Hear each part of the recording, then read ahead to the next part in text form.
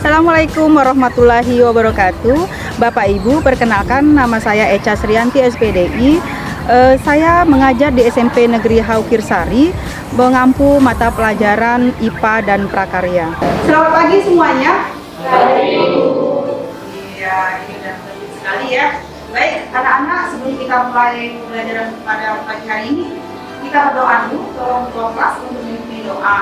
Kemudian ketika berjalannya waktu, akhirnya SMP Negeri Haukir-Sari melakukan pembelajaran tatap muka terbatas, di mana setiap kelas itu memiliki kesempatan setiap minggu 2 kali untuk pertemuan.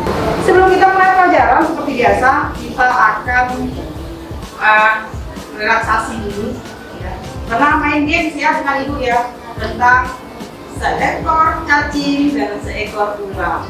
Cacing panjang apa pendek? Pendek. Baik, kalau bilangnya pendek, ya maka kita seperti ini. Cacing pendek, ular panjang. Ya, baik ya.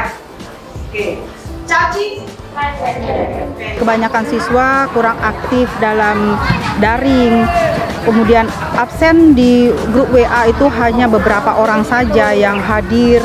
Selanjutnya ketika kita menggunakan Google Meet ataupun Zoom meeting, yang mengikuti hanya segelintir orang saja. Namun sebelum kita belajar, silakan kalian baca buku dulu tentang listrik statis bab 4 di buku paket.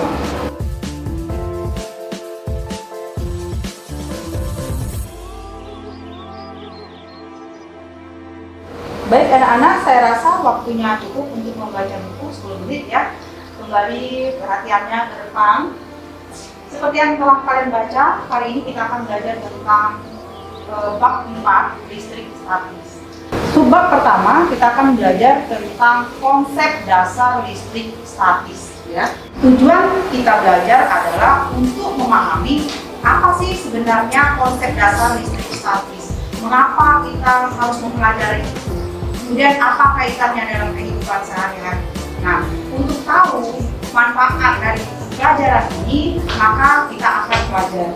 Nah, anak-anak, kalian tahu apa yang saya pegang? Ya, mistar ya. Biasanya mistar kalian gunakan untuk apa? Untuk menggaris. Selain menggaris, ketika SD dulu kalian suka iseng-iseng menggunakan mistar dengan memukul meja. Oke. Pernah nggak menggunakan mistar ini untuk gosok-gosok rambut gitu? Pernah nggak? Pernah. Pernah melakukan percobaan itu? Belum pernah. Nah, baik. Pernah nggak kalian mencoba sendiri? Iseng-iseng, sudah gosok terus kamu letakkan di kertas, potongan-potongan kertas kecil, kemudian ternyata, ini kok kertasnya naik kayak gitu. Pernah nggak, Pak? Nah, nanti kita coba ya. Nah, kemudian ternyata setelah kita gosok-gosokkan di rambut, ternyata ketika kita dekatkan ke rambut, terutama yang putri ini, rambutnya itu ikut berdiri, ngikutin mistar. Nah, ada apa? Ya, ada apa itu? Nah, itulah yang namanya listrik statis.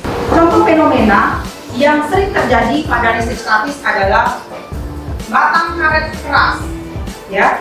Kemudian batang kaca. Tahu batang kaca? Kemudian penggaris plastik digosok dengan sepotong kayu. Kemudian ketika kalian mengisi rambut kering dengan sisir plastik, menyetrika baju, nilon, dan lain-lain, itu fenomena listrik statis. Bagaimana prosesnya? Nanti kita akan bahas di subbab yang kedua. Nah, yang paling penting adalah, pernahkah kalian ketika hujan mendengar petir? Pernah, ya. Nah, petir itu adalah bagian dari listrik statis. Adakah yang bisa bercerita tentang apa yang kalian baca tadi? Listrik statis itu seperti apa yang kalian pahami dari buku yang kalian baca? Bingung dengan apa yang kalian baca? Adakah pertanyaan-pertanyaan yang timbul di benak kalian setelah mendengarkan pembukaan saya tadi sama membaca buku? Adakah pertanyaan? Halo. Ya, gimana Lingga? Mengapa Mister bisa menarik rambut? Itu memiliki muatan. Muatan itu ada apa saja? Muatan positif dan muatan negatif digabungkan berada di dalam sebuah benda yang muatannya netral. Bedanya keseimbangan dari suatu muatan itu yang menyebabkan listrik statis. Baik anak-anak, sebuah muatan itu yang berperan adalah atom, ya. Karena pengertian atom kemarin apa ya? Kita sudah pernah menjelaskan tentang pengertian atom. Atom adalah bagian terkecil dari sebuah partikel. Misalnya, saya menggunakan misal ini. Misal ini adalah bagian tersusun yang paling kecilnya adalah atom.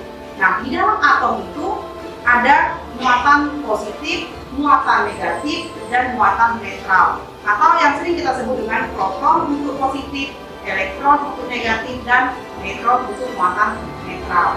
Nah, anak-anak, sebelum kita melangkah lebih lanjut tentang bagaimana listrik statis, maka kita harus memahami dulu bagaimana konsep atom yang sebenarnya.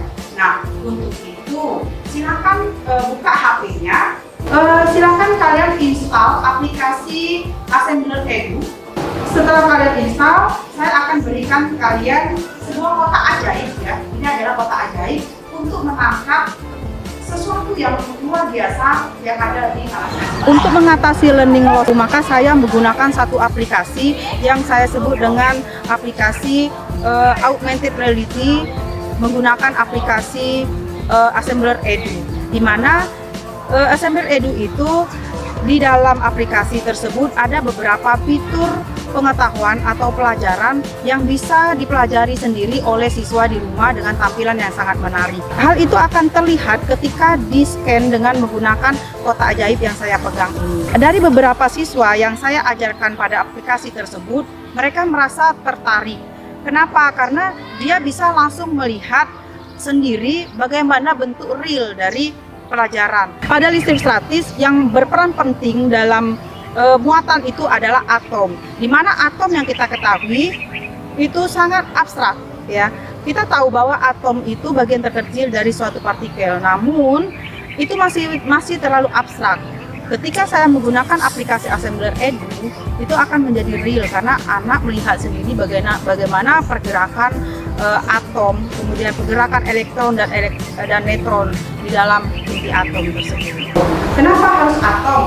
Ya, karena atom ini adalah perannya yang paling penting pada terjadinya listrik statis. Bapak Ibu, harapannya aplikasi Assembler Edu ini bisa bermanfaat karena di dalamnya banyak sekali fitur-fitur ilmu. Tidak hanya ada pelajaran IPA, tapi ada juga IPS, pendidikan agama, kemudian bahasa Inggris juga ada, dan seluruh mata pelajaran termasuk kimia, fisika, biologi ada di dalam Assembler Edu itu.